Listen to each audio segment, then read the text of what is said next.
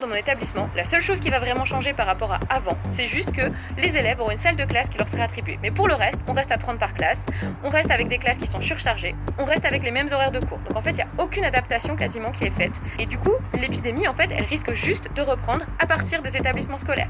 Et ce qui est terrible, c'est qu'à côté de ça, on nous ment. On prétend qu'il y a un protocole qui est renforcé, alors que dans la réalité, il n'y a quasiment rien qui va changer. Et ça, je trouve que c'est scandaleux et c'est quelque chose que je ne peux plus accepter.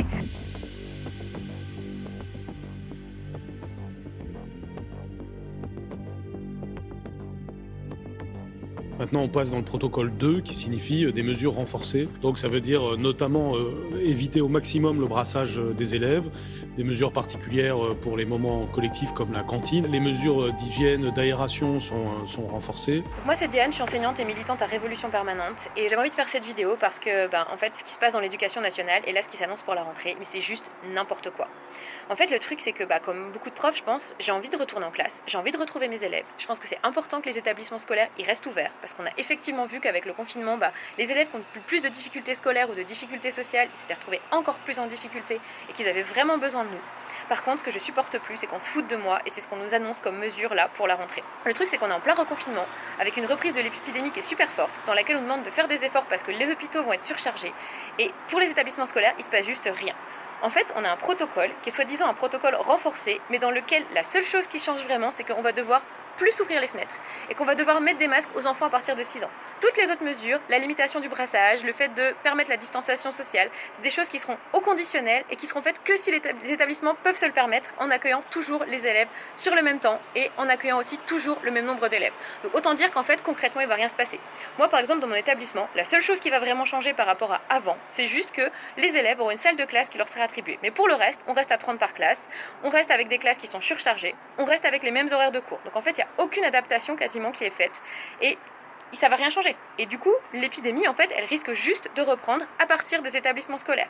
Et ce qui est terrible, c'est qu'à côté de ça, on nous ment. On prétend qu'il y a un protocole qui est renforcé, alors que dans la réalité, il n'y a quasiment rien qui va changer. Et ça, je trouve que c'est scandaleux et c'est quelque chose que je peux plus accepter. Depuis le début de l'épidémie, on raconte n'importe quoi sur ce qui se passe à l'école, et là, c'est encore renforcé avec le reconfinement, où on prétend qu'il y a de la sécurité pour les élèves et pour les profs, alors qu'en fait, pas du tout. Si on regarde les textes, il se passe strictement rien.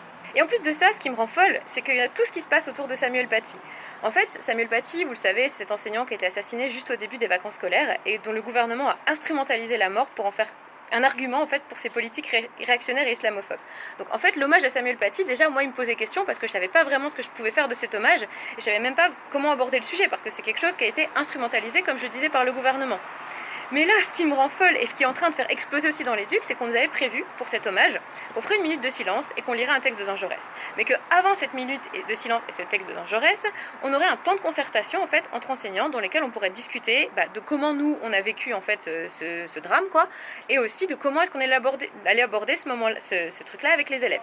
Et en fait, ce temps de concertation, il a complètement disparu. C'est-à-dire qu'on a appris qu'il était supprimé et qu'on recommencerait lundi à 8h30, comme si rien ne s'était passé, qu'on ferait la minute de silence et qu'on balancerait la lettre de Jaurès aux élèves, mais sans qu'il y ait la moindre discussion. En fait, sans qu'on ait à aucun moment la possibilité de s'exprimer. Et ça, c'est hyper grave. Enfin, en fait, ça veut dire qu'on est en train de nous faire tout un bassinage sur la liberté d'expression et qu'en fait, en tant que prof, on n'aura même pas le droit de parler de quelque chose qui nous concerne puisque c'est un collègue qui est mort. Et ça, c'est en train de faire exploser vraiment tout le monde.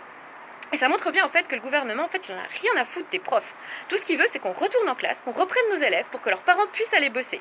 Nous, ce qu'on ressent, mais même ce que ressentent nos élèves, comment ils vivent ce nouveau confinement, comment ils ont pu vivre la mort de Samuel Paty, on n'en a strictement rien à faire. Tout ce qu'il faut, c'est qu'ils écoutent le message du gouvernement et qu'après, tout le monde ferme sa gueule et retourne en classe.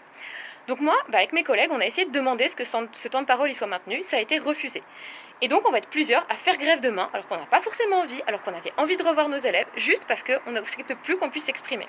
Et moi je pense que demain, on va être nombreux à faire grève, et je pense qu'il faut qu'on fasse grève, il faut qu'on se fasse entendre, parce qu'il ne faut pas qu'on accepte tout ça. Mais il faut aussi qu'on trouve des moyens pour s'organiser et pour que ce soit nous qui nous exprimions. Il faut que ces temps de concertation, on les obtienne, qu'on puisse discuter de comment est-ce qu'on veut rendre hommage à Samuel Paty, et puis aussi qu'on puisse discuter de qu'est-ce que c'est que cette reprise et qu'est-ce que ça doit être les mesures sanitaires.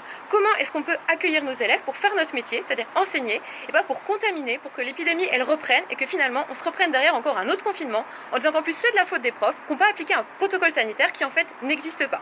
Donc voilà, il faut qu'on se réunisse, il faut qu'on discute, il faut qu'on prenne le temps de s'organiser parce que sinon on ne pourra pas reprendre et on ne pourra pas empêcher aussi que l'épidémie elle reprenne.